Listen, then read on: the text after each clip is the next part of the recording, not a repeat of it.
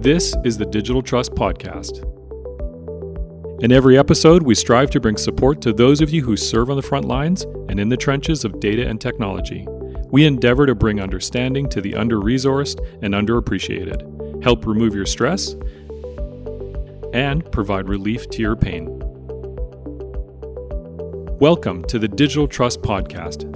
Sit down with us as we give you hard-hitting advisory conversations to help you build digital trust with your stakeholders and clients, and actionable takeaways to help you become a digitally trustworthy organization.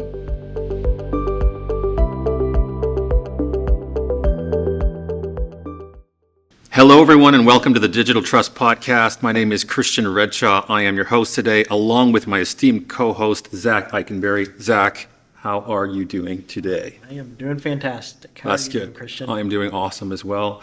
I'm doing really well because we have an amazing guest. His name is Joshua Sitta.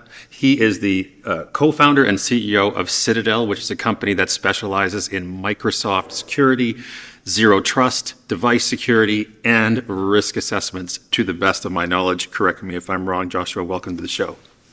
No, yeah, I think it's a pretty good summary. Pleasure to be here. Thanks for having me. I'm excited to talk about some things regarding digital trust. Sweet, Yes, sweet. absolutely. So, Josh, I know you. We're in the same backyard now, down in Central Florida. I've heard your story before, but maybe you could tell us a little bit about your journey into tech, tell us, what parts of that journey was self-taught. Like, how much of this did you actually learn yourself and figure out for yourself as you got into this role? Yeah, so Zach, in the 1900s, there was a computer game called Diablo, and you could play Diablo on this newfangled thing called the internet. And I was trying to learn how to be better at Diablo because I was terrible at it. And everybody kept beating me and taking all of my equipment, and then I'd have to start over, and it was awful. I'm searching around trying to find something on bulletin board systems back then, and somebody said that the character data is saved locally, but the gameplay is actually happening on the server. And I was like, oh, this guy is going to teach me how to play better. And then downloading a hex code editor later, I realized that I was unpacking the software, having no idea what I was really doing. I was looking for patterns and just changing them, taking them up a value, taking them down a value. Most of the time, the game wouldn't load, it would crash out, and you're like, okay, well, I guess that wasn't the way. My foray into computers was trying to accidentally hack in Diablo to get a competitive edge all those years ago. But that's how I kind of fell in love with computers. And don't leave the audience hanging. You did figure it out at some point in time and were able to cheat. Oh yeah, I'm the greatest of all time. Absolutely. Yes. 100%. That's a true story, everyone. That's a true story. Yeah. It was totally unfair. Infinite health, but then it wasn't even a game anymore, and you're off to the next thing. The next thing for me after video games was scripting languages. I was in high school and I was in a computer class, and everybody else is like right-clicking on things and sliding stuff around. And I just decided to make it a challenge. How little did I have to use the mouse? And that's when I got good at installing Windows 98 off of floppy disks, extracting the cab files directly like a super hacker. Don't forget to load himem.sys or else it's going to crawl. Most of my career was, I think, self-taught at the beginning. I had a couple of, professors who worked with me to like really help me get guided on what I was trying to accomplish. But scripting languages before scripting languages were as robust as they are today. Cybersecurity before cybersecurity was a field outside of, war movies or spy movies. Sometimes you have to kind of pave your own road a little bit.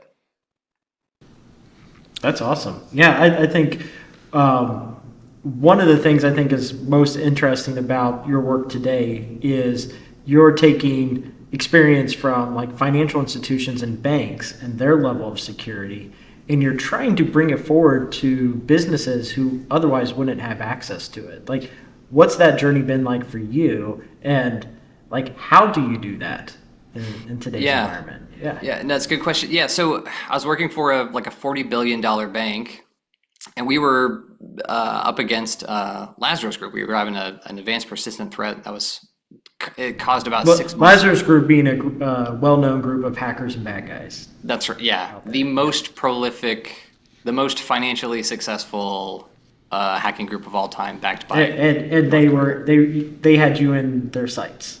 Yeah, and they were taking ground. The bank did not have any losses on the spreadsheet, but mentally, my team was taxed for sure. And after about 6 months of like whack-a-mole incident response, the attack died down. We were their opportunity cost, so they turned their sights on somebody else. And a little while later, we found out about a client of the bank, a bank consumer, who was dealing with the same threat, but didn't have, I had 42 people at the bank. We had 100 tools. We had budgets and people for everything. But we found about this one guy who he didn't have that. He had whatever he could, he had some IT provider that was in the area who was maybe using the RMM tool suite, the security that integrated cleanly, but didn't really require monitoring or didn't have the firepower to really stand up against, the attacks that were coming their way. And we saw about $4 million get stolen.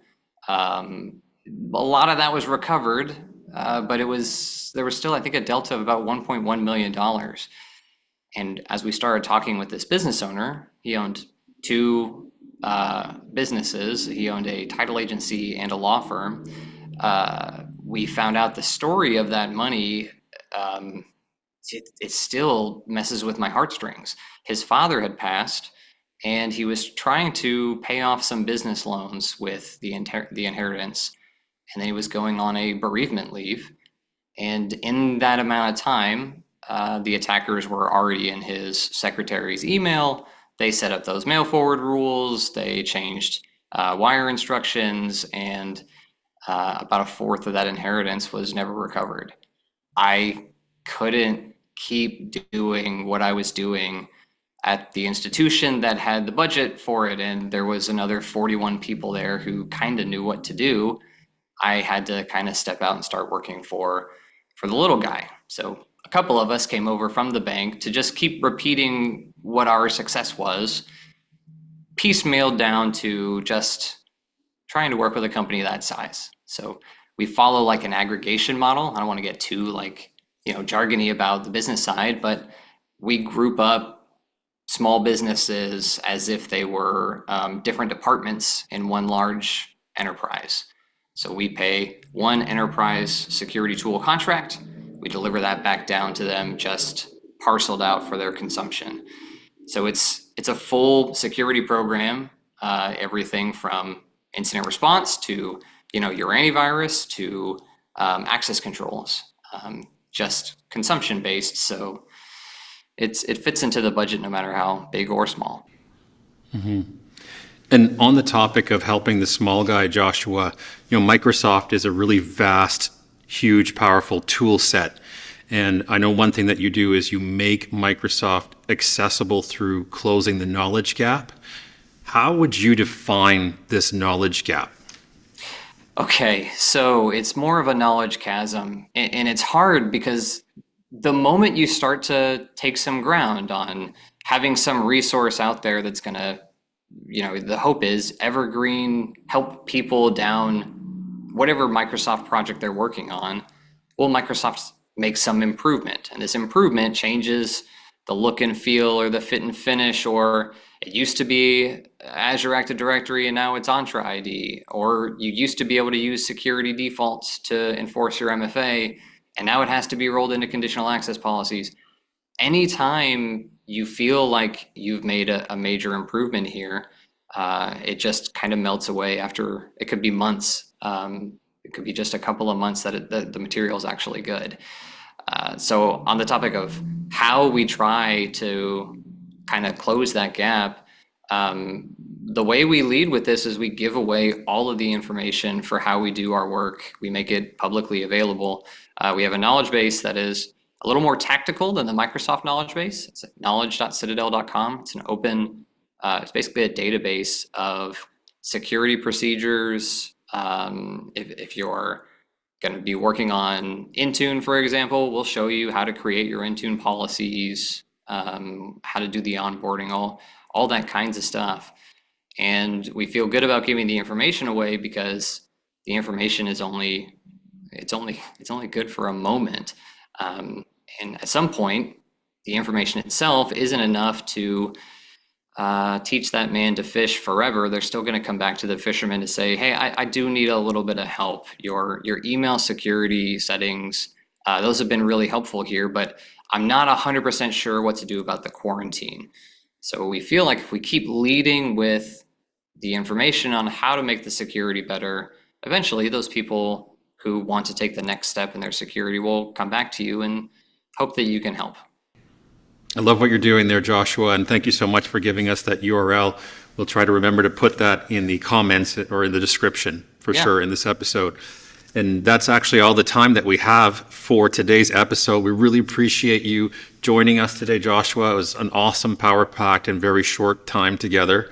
But we'll have you on again in the future, and Zach and I will be back to wrap things up momentarily. That was Joshua Sitta. Was indeed. Yes. So I've got some learnings right away, but I'm curious, what did you take away from our conversation? I just felt like he's doing the right thing for the right reasons in closing that Microsoft knowledge gap. They've actually got a knowledge base there for the little guy, and the little guy meaning not a massive Goliath beast enterprise, but small and medium-sized businesses. So I really appreciate that. So we'll make sure we get that link in the description. It's quite a risk to publish everything you know out online and then to believe one day that that'll come back to you. Mm-hmm. And to go ahead and tell all of your clients in the world how to configure, how to do something like with Microsoft or other security tools, instead of hiding that behind a curtain and saying, you got to pay me to get this. Mm-hmm. They just tell you about it. Very generous. And then, and I think that speaks to his experience being self-taught at the early part of his career, trying to hack into video games like Diablo and the like. And so that's a definite reminder, because I definitely will pull back into, I'm only going to share this information with clients and partners of mine, instead of sharing it with the world, knowing that it will one day come back. It's an open source mentality. That's right. Yeah. Joshua Sitta is one of the best. Absolutely. Thanks again to all of our viewers and listeners for joining us today in this conversation, and we will see you in the very next episode of the Digital Trust Podcast. Thanks for joining us today on the Digital Trust Podcast. If you found this conversation helpful, please share it with someone you care about. And if you'd like to receive our monthly newsletter, please click the link in the description to subscribe. And to put your mind at ease, our newsletter will include episode summaries with key points and actionable takeaways, plus a heads up on the upcoming episode guests. Rest assured, it won't be a spammy sales message, and we will never sell or share your information. Thanks again for tuning in, and we will see you on the next episode.